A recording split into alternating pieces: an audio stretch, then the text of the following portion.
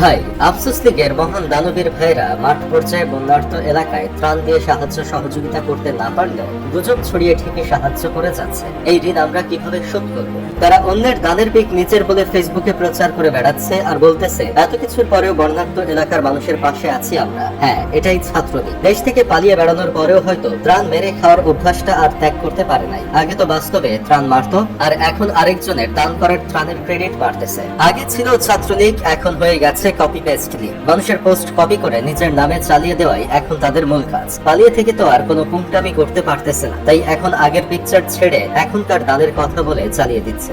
7টি speed boat নিয়ে বন্যার্তদের সাহায্য করতে যাওয়া এক চাঁদপুরের যুবকের ভিডিওকে নিজের বলে চালিয়ে দিয়েছেন তারা। প্রচেষ্টা ফাউন্ডেশনের খাবার প্রস্তুতের ছবি নিয়ে তারা প্রচার করেছে যে ফেনীর ছাত্রলীগ কর্মীরা বন্যার্ত এলাকার মানুষের সাহায্য সহযোগিতায় কাজ করে যাচ্ছে। এখানেই শেষ নয়, নিউজ চ্যানেলের ফটো কার্ড এডিট করে তাদের কর্মীরা সাহায্য করতে গিয়ে মারা গেছে বলেও গুজব ছড়িয়েছে। কুমিল্লা পালপাড়ার ব্রিজ এলাকায় স্থানীয় ছাত্র শিবিরের বেড়িবাঁধ সংস্কার কাজের ছবি প্রচার করে নিজেদের নামে চালিয়ে দিয়েছেন।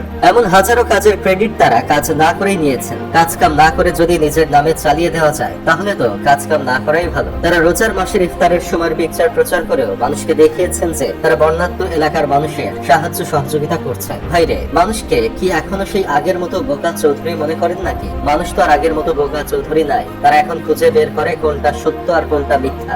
ডিজিটাল যুগে এসেও যদি নিজেদের এভাবে খোদাই প্রমাণ করার জন্য উঠে পড়ে লেগে থাকেন তাহলে তো আর গর্ত থেকে বের হয়ে আসতে পারবেন না। শুনেছিলাম ভালো হইতে পয়সা লাগে না, তাই বলতেছি আপনারাও ভালো হয়ে যান। একটা মজার বিষয় হলো তারা যতবার এমন গুজব ছড়াইছে ততবারই ধরা খেয়েছে। এমনি ধরা খাওয়ার পর আবার পোস্ট সরিয়ে নিয়েছে। ভাই, একবার চিন্তা করে দেখেন, মানুষের ব্রেন ঠিক কোথায় থাকলে ইফতারের পিকচার চালিয়ে দিতে চায় বন্যার্ত এলাকায় মানুষের সাহায্য করছে বলে? মাথায় এমন ব্যাকডেটেড চিন্তা আছে বলেই তো একজন মানুষের অনার্স শেষ করতে 10 বছর লাগে। এদের ডিকশনারিতে মনে হয় লেখা আছে যারা যত বেশি দিন লাগিয়ে অনার্স শেষ করতে পারবে সে তত মেধাবী ছাত্র। এজন্যই তারা 10 বছরেও পড়াশোনা শেষ না করতে পেরেও মেধাবী ট্যাগ পায়। তারা দেশকে কতটা ভালোবাসে একবার ভেবে দেখেছেন? তারা নিজেরা মাঠে নামতে না পারলেও এক এক সময় এক একজনের বেশে ঠিকই মাঠ পর্যায়ে কাজ করে যাচ্ছে। কখনো সংখ্যালঘু হয়ে, আবার কখনো ডাকাত হয়ে, আবার কখনো আনসার হয়ে। এখন অনেকেই বলতে পারেন মানুষকে এখন একটু দাবি নিয়ে বের হতে পারবে না? বের হলে কি তাদেরকে অন্য দলের লোক বলে দিতে হবে? এই স্বাধীনতাটাই কি আমরা চেয়েছিলাম? তাদের উদ্দেশ্যে বলি,